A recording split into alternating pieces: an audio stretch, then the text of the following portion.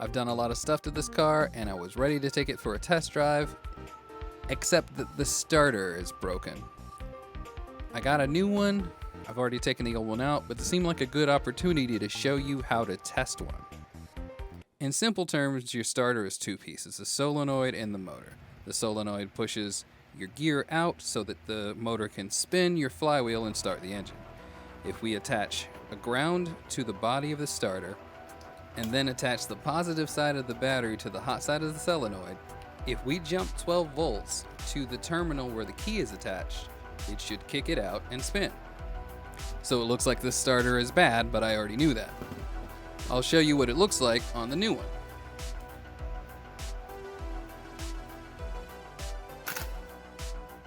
Nice. I'm doing a thumbs up, but you can't tell.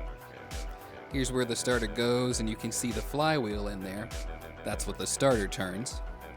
There's a copper bushing that the starter rides on in the transmission. I had to pull the old one out. To get the new one in, I had to kind of put my own little tool together. It's a few nuts on a bolt, and I used a hammer to tap that into place. I'm sorry there was no footage because it was kind of hard to see, but here's the finished product. It's in place and greased up, ready to go. I also had trouble getting footage of the starter installation. It's held in by a bolt on the top and the bottom.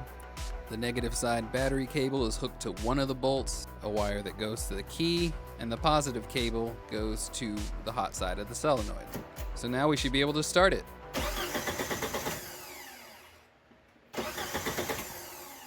Oh, that's right, I don't have any gas. One eternity later. So I went and got some gas.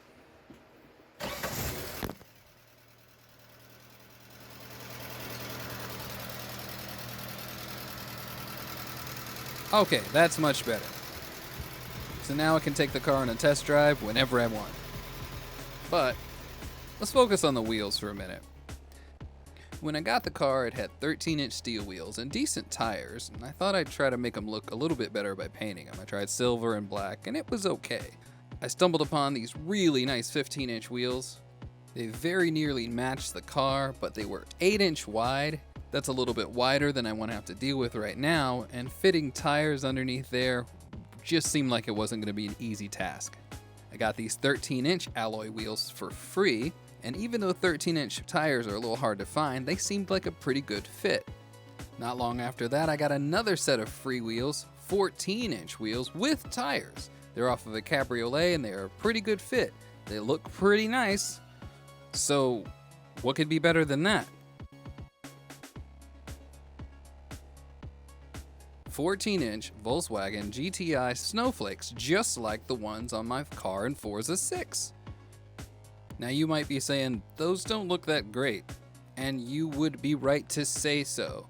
They might not look great now, but just like the rest of the car, if I'm willing to put in the work, I think they'll look great.